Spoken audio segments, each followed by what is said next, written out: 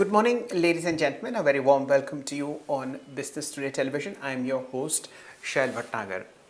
The weekend ahead, Saturday and Sunday, is perhaps the two most important days in the lives of investors, traders, equity strategists, fund managers, consumers, and producers alike in the world of oil. Global diplomacy will be at peak. US President Donald Trump will be meeting Russian President Putin, and behind these scenes is hectic activity that's happening in the world. The reason being, the US has imposed an additional 25% extra tariff on Indian merchandise exports, punishing India for buying Russian crude oil. Similarly, China also buys the same material but has been spared by the US. Indian Prime Minister Sri Narendra Modi is expected to be in China in later part of August, and Russian President Putin is likely to visit our country as well. In the meanwhile, you have a lot of ongoing visits from the National Security Advisor of India, Mr. Ajit Doval, and the Minister of External Affairs, Mr. S. Jaishankar, to Russia as well. Everybody is trying to solve this problem which is upon us. To discuss this and a lot more, we are joined by global oil expert Sri Narendra Taneja to discuss the way forward. A very good morning to you, Mr. Taneja, and a very warm welcome. I was just very keen to know, what are your expectations from this weekend summit that's happening in Alaska between President Putin and President Trump? Well, to be very honest, I mean, my expectation, of course, would be that if the two leaders can bring a Ukraine crisis to an end, but at the same time, we have seen what happened in Berlin yesterday, in the sense the Europeans, getting together and raising their concerns and trying to send a message to both Washington, D.C. and to Moscow. So seeing the ground reality and at the same time, seeing what's happening within Ukraine, including President Zelensky of Ukraine, I'm optimistic, but I'm not very optimistic in the sense the two leaders may, like in Alaska, may agree for some kind of ceasefire, maybe for 4 weeks, 5 weeks, 6 weeks, and so on and so forth. But the challenge would be whether they will be able to, get the Europeans along, and also more than that, Ukraine along. So my own sense is that we might see some kind of light at the end of the tunnel, but then it's probably going to be only the first step in that direction. I think they probably would need 2, 3, 4 steps before we can see anything which we could interpret in terms of having a positive impact, whether on oil or global trade, or for that matter, peace in Ukraine. Mr. Taneja, geopolitics is all about overt power. Right or wrong comes after. Nevertheless, what is your opinion on US's insistence that India buying Russian oil is actually fueling the war in Ukraine? Remember, it was about 4 years ago when the US President, then President Joe Biden, came to India and actually pleaded for India to buy Russian oil. At that point of time, we were buying just 0.5% of our daily needs from Russia. At the moment, we are buying 35%. So, which side of the argument are you on as far as the authenticity and legitimacy of this purchase is concerned? You see, this argument that, India, in a way, by importing oil from Russia, is helping Russia in whatever is happening in Ukraine is absolute nonsense. What we are doing is that our refiners, public sector, private sector, they just go around the world and see who and which country and which exporter is offering them the best economics. Economics means basically discount. And Russians have started offering very good discounts because Europeans have stopped buying oil from Russia. And the Middle Eastern exporters like Saudi Arabia, Kuwait, Abu Dhabi, Iraq, their priority was to export oil to Western Europe because they were ready to offer them much more price, for instance, what we were in a position to offer to them. So it was economics. Since Middle Eastern exporters, they turned to Western Europe and they vacated, Russia Well, the Russians approached us, and there are traders, as you know, in Singapore and Dubai and many other places. They approached our refiners, and we started buying oil from them. I mean, it was not the government of India policy or premeditated decision or giving any kind of dictator instructions to Indian refiners, Indian Oil, the private refiners, Reliance, Nayara, and Batenda refinery, and so on and so forth. That okay, you go and buy from the government had nothing to do with it at that stage. It was just pure economics, and it has were done. It has been done very well. So the American allegations saying that look, this is what it is, and then listen to the Americans. In fact, if you look at the history of 2022, 2023, 2024, Americans were thanking India. They were actually telling India to Yes. buy as much oil as possible because by importing oil from Russia, we ensured one thing: the global oil supply system. The supply system there was maintained. There was no disruption, so we were helping American buyers, we were helping American economy. So Yes. instead of thanking us, what they've done is, this all kind of duties and so and so forth. Extremely unfortunate. So, one thing is for clear that these duties, these additional tariffs, firstly 25 and then 50, are for something else, and this purchase of Russian oil by India and Ukraine is just a feint that Donald Trump has thought of. Now, given that global diplomacy and geopolitics is also about hard currency, hard cash, and hard discounts, do you see India backing out of buying Russian oil immediately? We import about 1.7 million barrels a day from Russia, which is 35% of our daily requirement. Well, first of all, it's a sovereign decision. Why should America be telling us that we should buy oil from country X or country Y? Are we telling them anything? We are not. They they moved into Iraq and they killed Saddam Hussein for cheap oil. Didn't they do that? Now the question is that that's a sovereign decision, it's an economic decision, and the finally decisions will be taken by our refiners, public sector and the private sector.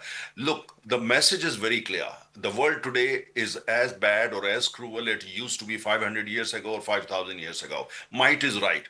America is the most powerful military machine on the planet. They are the largest economy on the planet, and they have support of some countries, especially in the western part of the world. So they together control roughly 50% of the global economy. So therefore, they use it in order to make sure that the global order, which works for them, the status quo is maintained. They are basically, if you look at very carefully, they are against the emergence of multipolar world where India will emerge as a big power, Brazil and China, Russia, and in time to come maybe Indonesia. They don't want that to happen. They want to hold on to the status quo so that America can continue to be the champion of the world together with the western part of Europe and so on and so forth. So now we are not challenging it by any design. We are growing. We are on the globe. We want to be in the global high table. We are among the founders of BRICS movement. We are the important part of SCO and so on and so forth. Probably there are going to be even more platforms tomorrow, a multilateral platform. And Western countries, most particularly the US, is extremely uncomfortable. So they want to challenge it. Why do they want, for instance, their agenda is to actually topple the government of President Putin in Russia. That's what they want. They want to see Russia, which is more inclined, in the direction they want Russia to be. And that's not happening. So they are frustrated. They tried their best now. So now they say, oh, you, India. They look upon India as a kind of, country they think they can manipulate and so on and so forth. But my own sense is they are mistaken. India is a sovereign country, a very proud country, and a very, very important player on the global landscape. So I think whatever President Trump may want, I still make a difference between President Trump and the United States because our relationship with the United States is very structured, is based on institutions, is very institutionalized, and so we continue to look at the United States beyond President Trump's 3.5 years from now, and there is so far no structural damage. But what is happening? All these tweets and all these executive orders are very embarrassing, and I think we should not accept it. We should continue to buy oil from Russia as long as they are able to offer us good economics, good discount, and if President Trump can offer Ask American oil companies, since they are the biggest producer of oil in the world, the largest consumer of oil in the world. If he can persuade American oil companies to offer oil to us at the same rate, the same economics, the same commercial conditions as Russia, I think our refiners will be very happy to stop buying from Russia and buy everything from the United States. Okay, okay. Now let's shift this discussion towards your expertise, which is the global oil market. India buys anywhere between 130 to 150 billion dollars worth of oil each year, depending upon what the base price is. Two questions, Mr. Taneja. What is the discount that Russia is offering to Indian refiners over NYMEX, over WTI Brent? It's a very good question. You see, it depends from company to company. A private sector company like Reliance has a rather long-term understanding with Rosneft of Russia, so probably they get better discounts. And our public sector company like Indian Oil also has some kind of understanding, so it depends on that. But we are also buying a lot of Russian oil, from the spot market. And the spot market, again, the prices, can be very, very different. So it actually depends from company to company A. It depends from parcel to parcel B. It depends from week to week, C. But that said, at the same time, if you look at, for instance, the discounts being offered now, the discounts today are in the region of about $3 to $5 per barrel, you know, if you take Brent as a benchmark. But if you look at the history of last 3 years since we started buying, high quantity of oil from Russia, discounts have been very attractive. They have been in the region of maybe, if you go for an average, maybe about $15 per barrel to $28 per barrel, which for economy like us, which is so heavily dependent on imports, is fantastic economics. So that's why we have been buying from them. China, precisely. China probably gets even more attractive economic terms from Russia than we do because they buy a lot of oil using pipeline. They've invested billions in pipeline from Russia to China, and Russia uses that crude oil, Okay. refine and export to number of countries. So I think it's very complex. And don't forget one thing: whether public sector companies or the private sector companies, they never disclose these kind of details because they always have kind of agreements between exporters and importer. These commercial details should not be put out in the public domain. Mr. Taneja, that's why we have you as the guest to tell us what the actual picture is. Be that as it may. So, $3 to $5 per barrel and perhaps more is what your gut feel is. Now, let's take this discussion a little forward. US were to press Russia and US were to press India to disengage this formal buy. Do you think the global oil market is porous enough for Indians to buy Russian oil, not from Russia but from everybody else?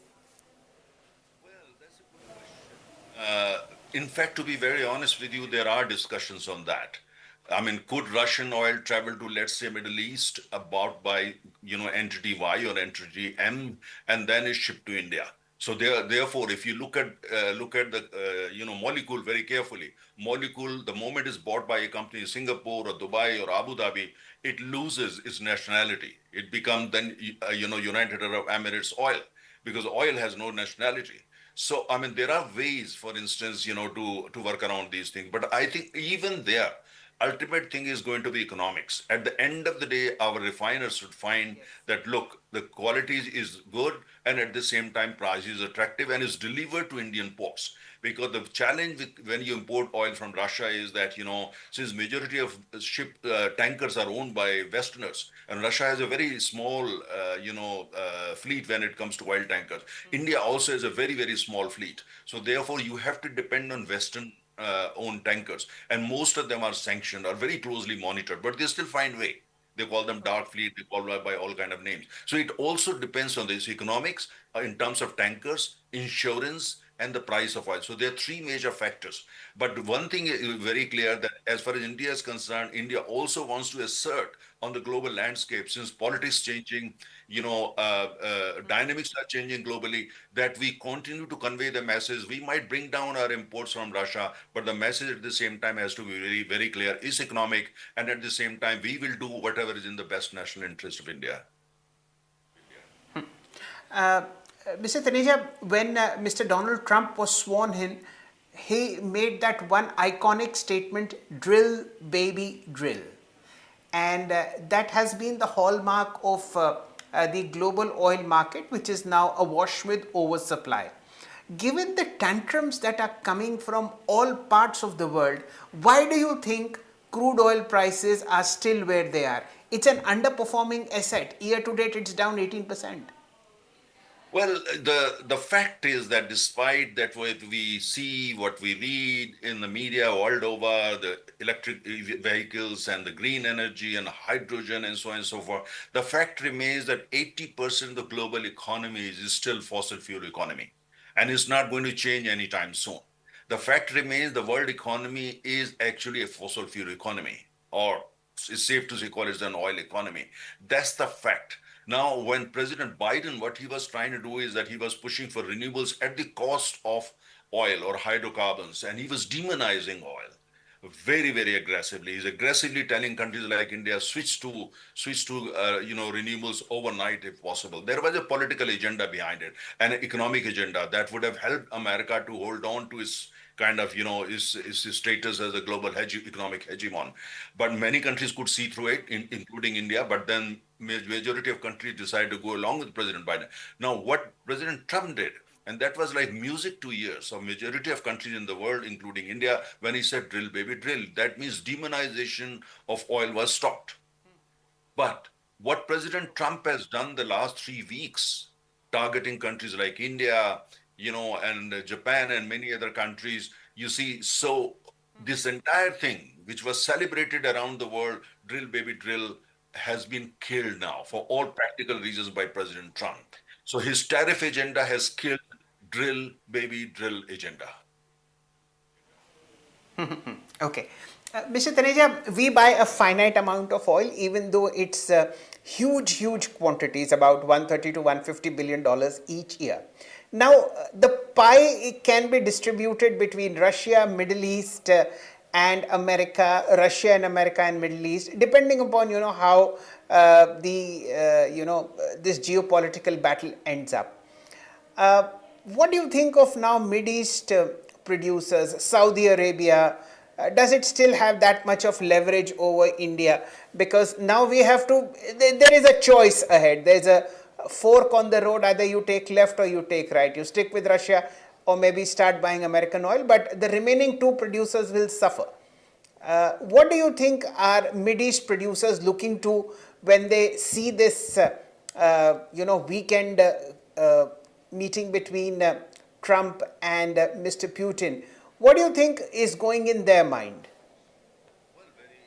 You see, first of all, they want meeting to happen in such a way that the oil prices actually, don't come down. But don't forget one thing. At the same time, when they have imposed sanctions against Russia, some Middle Eastern exporters have been the beneficiary of it, which means that they were able to sell their oil at a much higher price. If Russian oil starts flowing, without any kind of obstructions into the global supply system, oil prices will come down by at least $3 to $5 per barrel. You see, and would Saudi be happy with that? Probably not. But at the same time, you see, at the same time, they are always looking for their share these days in terms of the market. But the bigger question is that, if you look at the map very carefully, it doesn't make much sense to import oil, let's say, from the United States, because the shipping time is and therefore the insurance time and the shipping costs and etc. are very, very high.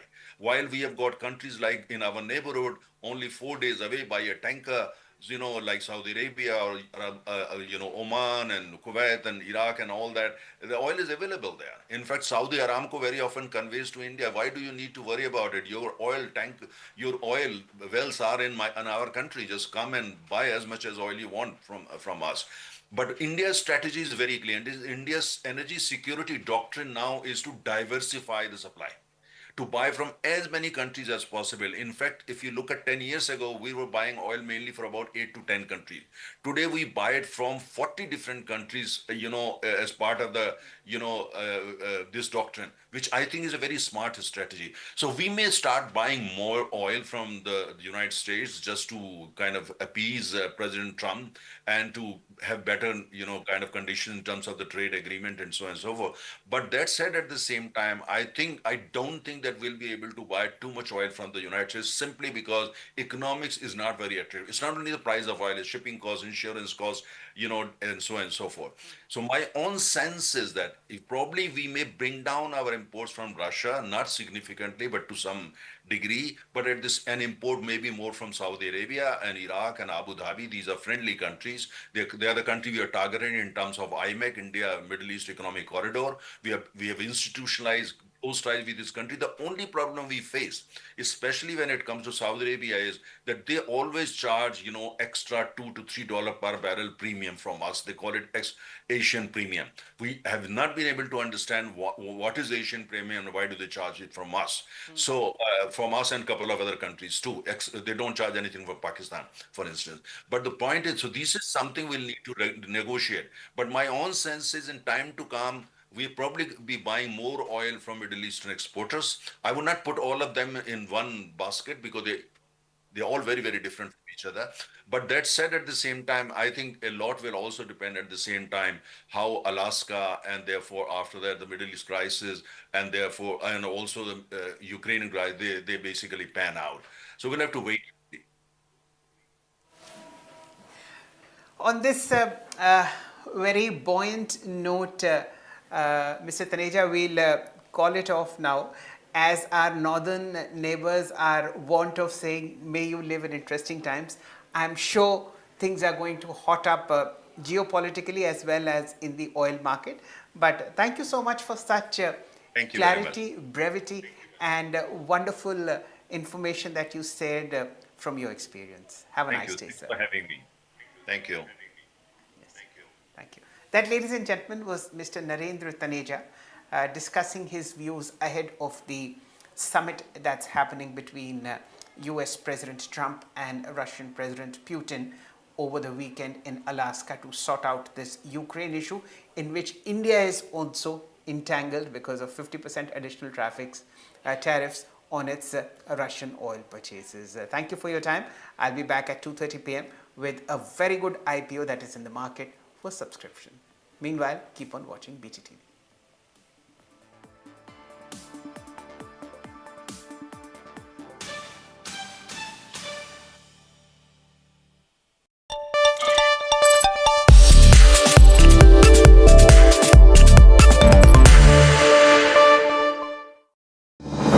The countdown to India at 100 begins. Business Today's landmark special issue is here. Spotlighting the economic architects shaping our nation's future. Finance, rules,